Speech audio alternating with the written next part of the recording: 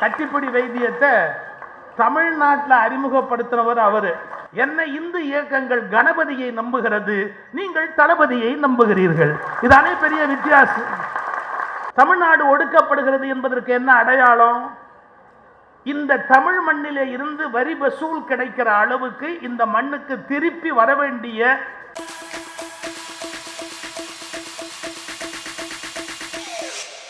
சொல்லுவேந்தர் ஐயா சுகிசிவம் அவர்கள் சிறைப்புறாற்றுவார்கள்.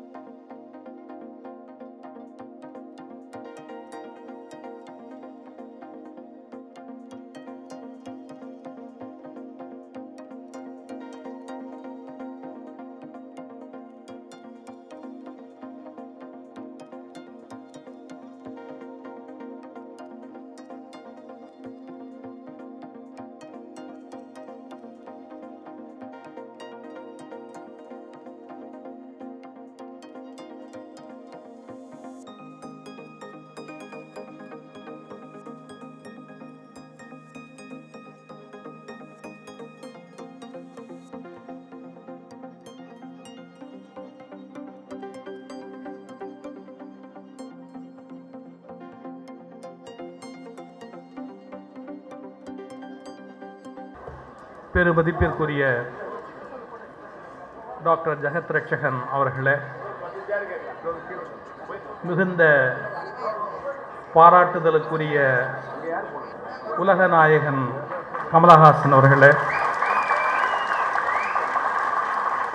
மாண்புமிகு இந்து சமய அறநிலையத்துறை அமைச்சர் ஐயா சேகர் பாபு அவர்களே,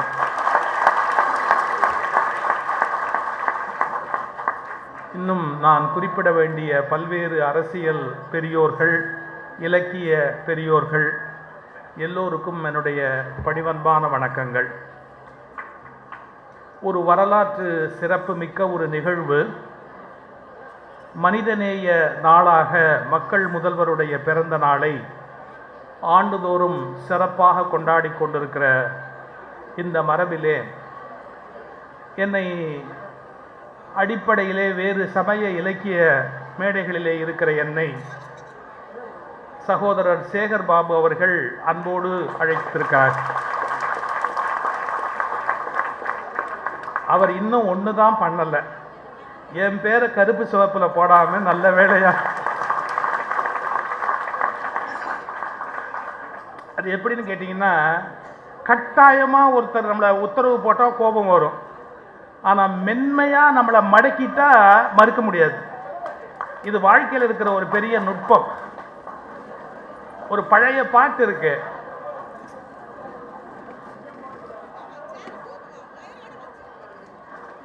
அப்புறம் நாற்காலிக்கு எல்லாம் சண்டை போட்டீங்கன்னு சொல்லுவாங்கப்பா.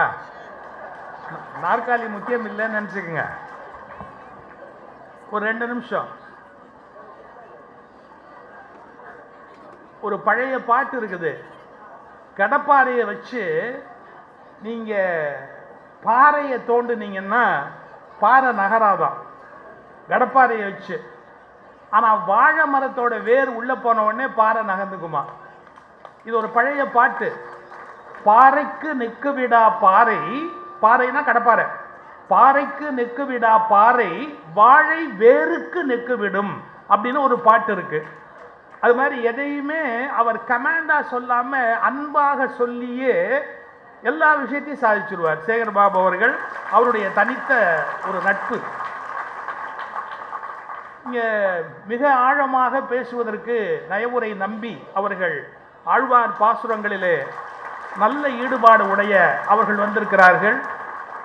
உங்களுக்கு வேண்டிய செய்திகளை வடித்துரைப்பதற்காக நம்முடைய உலக நாயகர் அவர்கள் வந்திருக்கிறார்கள். நான் ஒரு 2-3 எனக்கு அரசியல் அவ்வளவா வராது அப்படிங்கிறது உங்களுக்கு தெரியும். எனக்கு தெரிஞ்ச இந்த கட்டிப்பிடி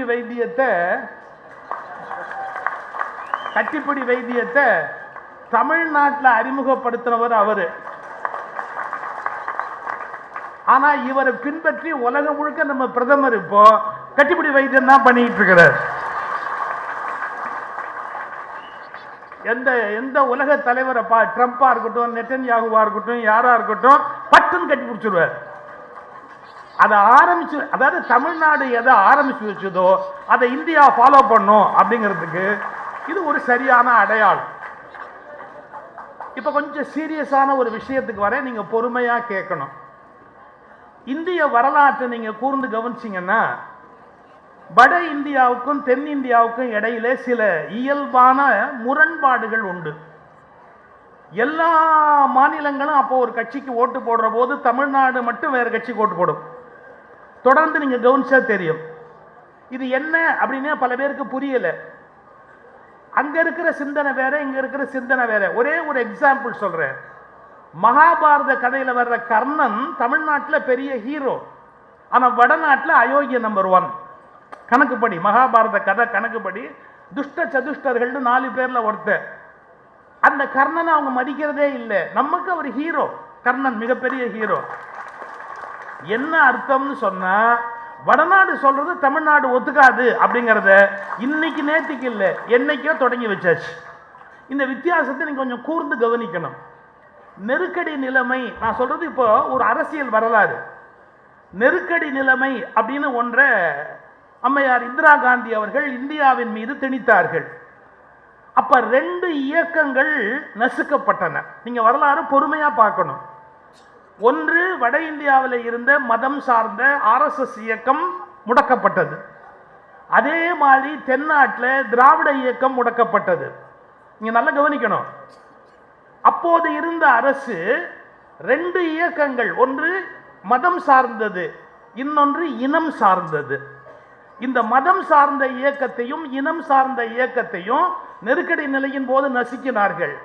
ஆனால் ஒன்று நீங்க கவனிக்கணும், அந்த இயக்கத்தில் ஒன்று ஒன்றியத்தை ஆட்சியில் பிடித்தது, அந்த இயக்கத்தில் இன்னொன்று தமிழ்நாட்டின் ஆட்சியை பிடித்தது. நான் கட்சி அரசியலை தாண்டி யோசிக்க சொல்றேன். ஒடுக்கப்பட்டவர்கள் எழுந்து நின்று ஆட்சியை பிடிப்பார்கள் என்பது உலக வரலாறு. அதனால யாரை நசுக்க நினைத்தாலும், யாரை ஒழிக்க நினைத்தாலும் அவர்கள் ஓய மாட்டார்கள். அவர்கள் எழுந்து நிற்பார்கள், போராடுவார்கள், தங்கள் இடத்தை தக்க வைத்துக் கொள்வார்கள். இது உலக வரலாறு. அந்த அடிப்படையிலே தமிழ்நாட்டிலே இனம் என்ற அடிப்படையிலே தமிழ்நாட்டை காப்பாற்றி கொண்டு வருகிற பெரிய ஒரு இயக்கமாக திராவிட இயக்கமும் திராவிட முன்னேற்ற கழக இயக்கமும் நடந்து கொண்டிருக்கிறது. இப்ப எத்தனையோ தேர்தல் வெற்றி தோல்வி, வருதல் போதல், தொகுதி பங்கீடு, கூட்டணி பேச்சு, அதெல்லாம் வேறு ஒரு அரசியல் முறை. ஆனால் நாம் புரிந்து கொள்ள வேண்டிய ஒன்று என்னன்னா, தமிழ்நாடு ஒடுக்கப்படுகிறதா அப்படின்னு ஒரு கேள்வியும், அந்த ஒடுக்கப்படுவதை தடுத்து நிறுத்தக்கூடிய வலிமையானவர் யார் என்ற கேள்வியும் நம் முன்னாலே இருக்கிறது. தமிழ்நாடு ஒடுக்கப்படுகிறது என்பதற்கு என்ன அடையாளம்? இந்த தமிழ் மண்ணிலே இருந்து வரி வசூல் கிடைக்கிற அளவுக்கு இந்த மண்ணுக்கு திருப்பி வர வேண்டிய நன்மைகள் வருவதில்லை. இங்கு கல்விக்கு தேவையான காரியங்கள் தரப்படுவதில்லை. ஒரே ஒரு அநீதி, நீதிமன்றத்தில் போனால் கூட நீங்கள் அந்த நீதிக்கு விடை கிடைக்கவில்லை. குஜராத்தில் 13 பல்கலைக்கழகங்கள் மாநில அரசின் நிர்வாகத்தில் இருக்கிறது. இந்த வார்த்தை நீங்க கவனிக்கணும். ஒன்றிய அரசு நியமிக்கிற கவர்னர் வழி அவருடைய ஆளுமையிலே அங்கே பல்கலைக்கழகங்கள் 13 பல்கலைக்கழகங்கள் இல்லை. எப்போது மாற்றப்பட்டது தெரியுமா? குஜராத்தின் முதலமைச்சராக மாண்புமிகு நரேந்திர மோடி அவர்கள் இருந்தபோது குஜராத் மாநில அரசினுடைய நிர்வாகத்துக்கு 13 பல்கலைக்கழகங்களை எடுத்துக்கொண்டவர் அவர். இப்ப என்னுடைய ஒரே ஒரு சிம்பிளஸ்ட் கொஸ்டின், ஒரே ஒரு கேள்வி, குஜராத்தில் மட்டும் மாநில அரசு பல்கலைக்கழகங்களை கண்ட்ரோல் பண்ணலாம், தமிழ்நாட்டில் மட்டும் மாநில அரசு பல்கலைக்கழகங்களை ஆளக்கூடாது என்று ஒரு கண்ணில் வெண்ணெய் ஒரு கண்ணில் சுண்ணாம்பு என்று வைப்பது எந்த தர்மத்தோடு சேர்ந்தது? Very logical question. அங்க இருக்கிற முதலமைச்சர் தான் வைஸ் சான்சலரை நியமிக்கிறார் குஜராத்திலே. அப்ப குஜராத்தில் பிறந்தவன் அறிவாளி, தமிழ்நாட்டில் பிறந்தவன் முட்டாள் என்று பொருளா? ஒரு நாட்டில் சமமான நீதி இருக்க வேண்டாமா? எதற்கு சொல்கிறேன்? 13 பல்கலைக்கழகங்கள் அங்கே மாநில அரசு நிர்வாகத்தில் இருக்கிறது. இங்கு மாநில அரசு அதை நிர்வகிக்க வேண்டும் என்றால் நீதிமன்றத்தில் போய் தடையாணை பெற்று போதுமான கல்வி வளர்ச்சி அடைய விடுவதில்லை. இன்னும் கல்வி நிதி முழுமையாக நமக்கு வழங்க வேண்டியதை வழங்குவதில்லை. அதிகார பகிர்வு என்று வருகிற போதும் தர வேண்டிய உரிமைகளை மாநிலங்களுக்கு தருவதற்கு வாய்ப்பு இல்லை. நான் கடுமையான ஒரு கேள்வியை உங்கள் சிந்தனைக்கு வைக்கிறேன். கெஜ்ரிவால் அவர்கள் மீது ஒரு வழக்கு தொடுத்தார்கள். அந்த வழக்கின் மூலமாகத்தான் அவர் தேர்தலில் தோல்வியடைய நேர்ந்தது. ஆனால் அந்த வழக்கை விசாரித்த நீதிமன்றம் வழக்குக்கே முகாந்தரம் இல்லை என்று இப்போது தீர்ப்பு வழங்கி இருக்கிறது. அப்படியானால் உடனடியாக டெல்லியில் மது தேர்தல் நடத்துவதற்கு இப்போது ஒன்றிய அரசு தயாராக இருக்கிறதா? காரணம், ஒரு முதலமைச்சரை குற்றவாளியாக சித்தரித்து அவர் ஆட்சியில் தொடர முடியாதபடி அவர் மீது வழக்குகளை தொடுத்து கெஜ்ரிவால் அவர்களுடைய தோல்விக்கு காரணமாக இருந்து அவரை வெளியேற்றி விட்டார்கள். ஆனால் வழக்கு மன்றம் அவர் குற்றமற்றவர் என்று இப்போது வழக்குக்கு முகாந்தரமே இல்லை என்று இப்போது டெல்லி சிபிஐ நீதிமன்றம் கூறியிருக்கிறது. அப்படியானால் இது எவ்வளவு பெரிய சூழ்ச்சி! நான் இப்போது ஒரு கருத்தை முன்வைத்து விட்டு போகிறேன். தேர்தல் காலங்களில் மாநில அரசுகளை முடக்குவது போல மத்திய அரசையும் முடக்க வேண்டும் என்ற ஒரு தீர்மானத்தை இந்த நாடு கொண்டு வர வேண்டும். அது எப்படி மாநில அரசுகள் மட்டும் செயல்பட முடியாதபடி அவர்கள் குரல் வலையை நெரித்துவிட்டு மத்திய அரசு மட்டும் முழுமையாக செயல்படக்கூடிய வகையில் இருந்தால் தேர்தலில் எப்படி ஒரு நியாயம் கிடைக்க முடியும்? எனவே தேர்தல் கமிஷன் கருத்தில் கொள்ள வேண்டிய விஷயம், மாநில அரசுகள் தேர்தல் காலத்தில் முடக்கப்படுவதைப் போல மத்திய அரசின் செயல்பாடுகளும் தேர்தல் காலத்தில் முடக்கப்பட்டால் மட்டும்தான் நியாயமான நேர்மையான மக்களாட்சி தீர்ப்பு கிடைப்பதற்கு வாய்ப்பு உண்டு என்கிற கருத்தை முதல்வரின் பிறந்த நாளில் நாம் சிந்திக்க வேண்டிய ஒரு கருத்தாக உங்கள் முன்னால் வைக்கிறேன். நான் முன்னுரையிலேயே ஒரு கருத்து சொன்னேன்.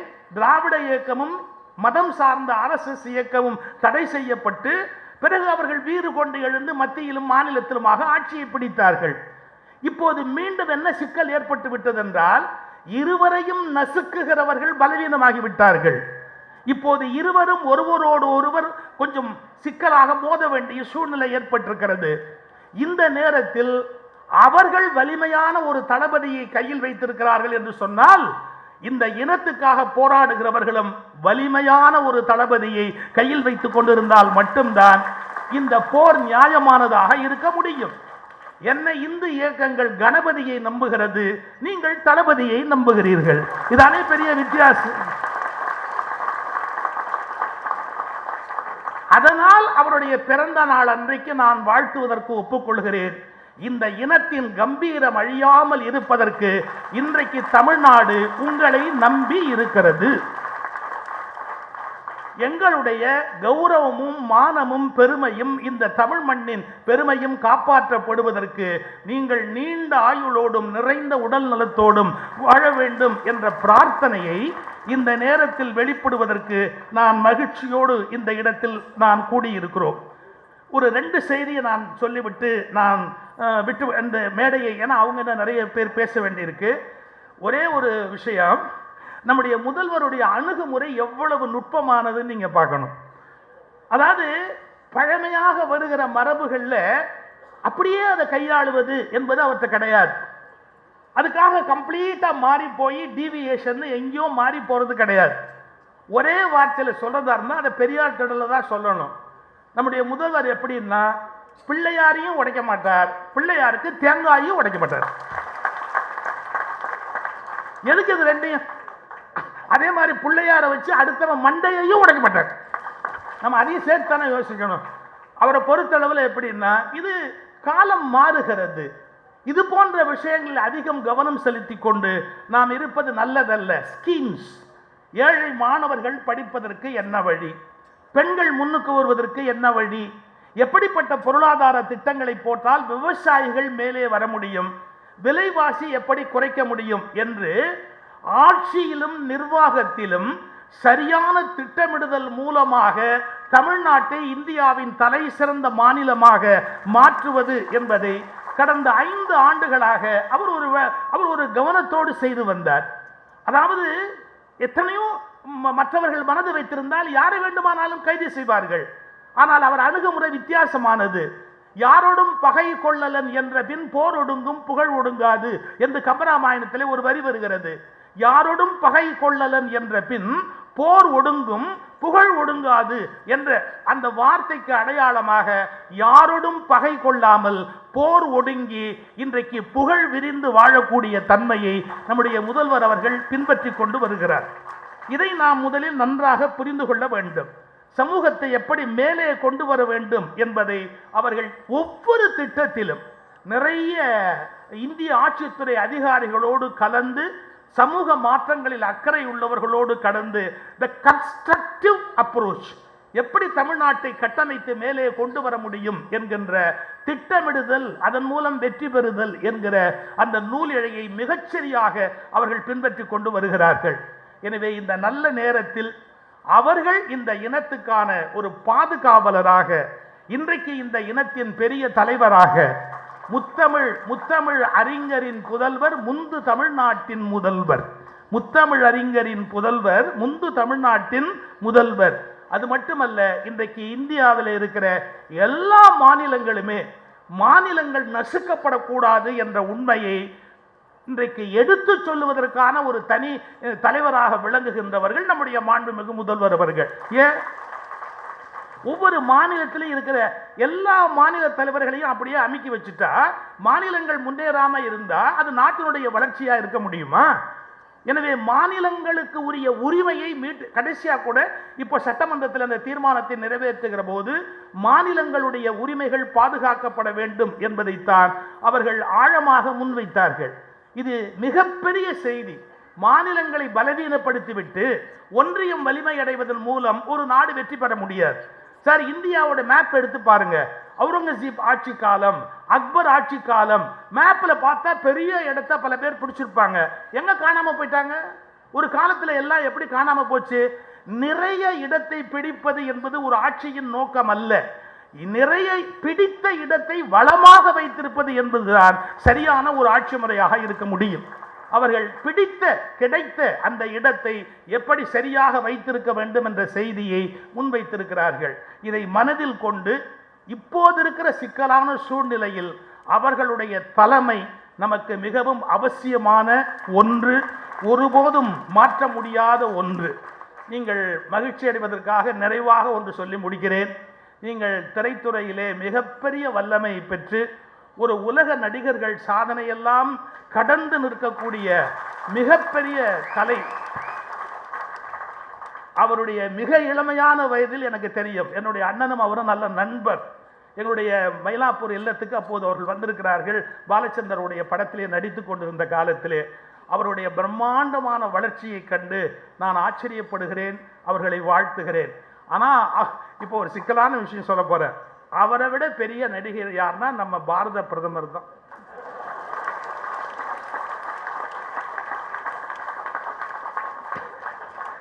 ஏன்னா யூடியூபுக்கு ஏதாவது வேணும் இல்லை, நான் பேசினா யூடியூப்ல போட்டு கொளுத்தணும் இல்லை, அப்பதானே 200 ஊப்பின்னு எனக்கு ஒரு பேர் வரும். இல்லாட்டி எனக்கு எப்படி அந்த பேர் வரும்? சார் வேடிக்கை சொல்லலை. தமிழ்நாட்டுக்கு போனால் வேஷ்டி சட்டை போட்டுக்குவாரு, ராஜஸ்தான் போனால் தல்பா கட்டிக்குவாரு, அப்புறம் எந்தெந்த ஊருக்கு போறாரோ அந்தந்த ஊர் அந்தந்த ட்ரெஸ் போட்டுக்குவாரு, எல்லாம் பண்ணிக்குவாரு. அப்ப என்ன அர்த்தம்? நானாக இருப்பதை விட அங்கங்கு இருக்கிற மக்களை ஏமாற்றுவது எப்படி என்பதுதான் மிகப்பெரிய லட்சியமாக இருக்கிறது. என்னால் அதை ஏற்றுக்கொள்ள முடியவில்லை. சார் ஒரிசால பேசும்போது சொல்றாரு, ஒரிசால பேசும்போது ஒரு தமிழை இங்க ஆட்சியை நடத்துறதான்னு கேட்கிறாரு. ஏன்னா அங்கிருந்த முதல்வருடைய நம்பிக்கைக்குரியவராக ஒரு தமிழர் இருந்தார்.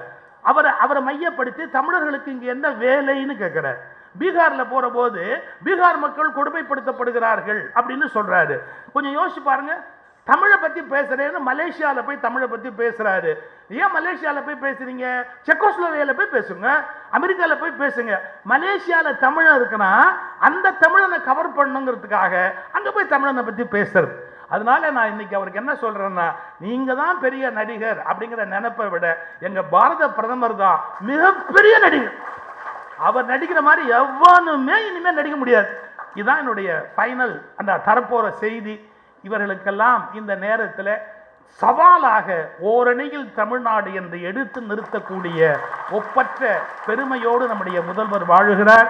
அவருக்கு நீண்ட ஆயுள், நிறைந்த உடல் நலம், உங்களுடைய அன்பு, உழைப்பு, ஆசி இவையெல்லாம் இருக்குமானால் அவர்கள் மீண்டும் முதல்வராக பதவியேற்கிற நல்ல காட்சியை நீங்கள் கண்ணால் காண முடியும் என்பதை சொல்லி என்னை அழைத்தமைக்கு நன்றி பாராட்டி வணங்கி விடைபெறுகிறேன். நன்றி.